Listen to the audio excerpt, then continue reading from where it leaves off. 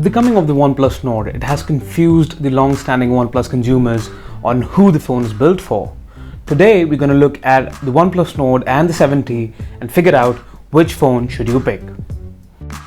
Hello and welcome everybody to my channel RTW, My Tech World, and I'm your host Ravi. And without wasting any more time, let's jump right in and figure out which phone is the right one for you. Starting from the build quality, both phones are made up of Gorilla Glass 5 in front as well as on the back, though the Oneplus 7T feels more premium because of the frosted glass back and the aluminium rails around the phones compared to the clear glass and the plastic rails on the Oneplus Nord. To be honest, the Oneplus 7T feels more exciting in the hands as well. Coming to the battery, the Oneplus Nord has a slightly bigger one at 4115 mAh, but in real life it doesn't really make a lot of difference as the 7T charges faster with the Warp Charge 30T compared to the Warp Charge 30 on the Nord, and the fact that the Oneplus 7T has a slightly smaller battery at 3800 mAh. Both the phones have identical displays with different form factors, as one of them has a teardrop notch and the other one has a punch hole cutout. Both of these panels are 1080p AMOLED and 90Hz refresh rate and perform equally, though the Oneplus Nord is slightly more brighter at 1000 nits compared to the 7T at 743 nits in max brightness, which helps in outdoors. And yes, both of them support HDR10+. Now, the camera. This is where the real difference starts. The camera on the Oneplus Nord is straight out unsatisfactory, as it lacks both color and detail and is far inferior to the OnePlus 7T. The OnePlus 7T captures much more colors and better detail in every shot. The three other cameras on the OnePlus Nord are complete garbage. The wide-angle camera on the Nord is even more washed out. The depth and the macro camera serves no purpose at all. On the other hand, the three cameras on the 7T are all functional. The 48 megapixel primary, the 2x telephoto, and the wide angle. Though the wide angle on the OnePlus 7T is not the best, as it also has a considerable amount of distortion on the edges, but in our comparison, it definitely is better than the Nord.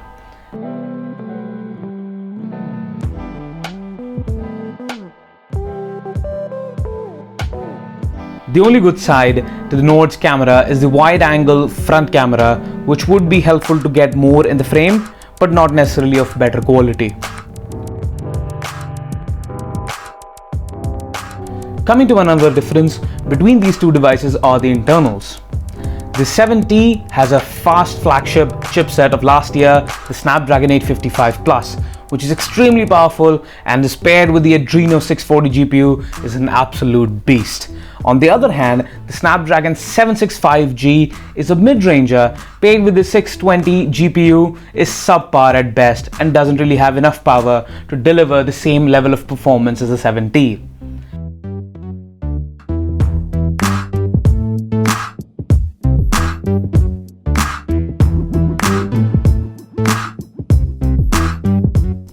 And a huge bummer is the UFS 2.1 storage on the Nord as opposed to the 3.1 on 7T, which makes a lot of difference in file transfers.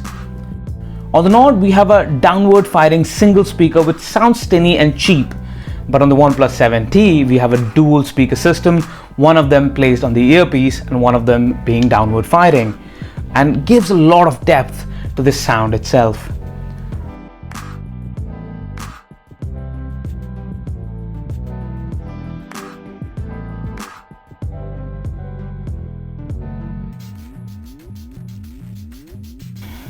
Another thing to note is the vibration motor on the 7T is miles ahead than the Nord, but on the Nord it's tuned well, but meh.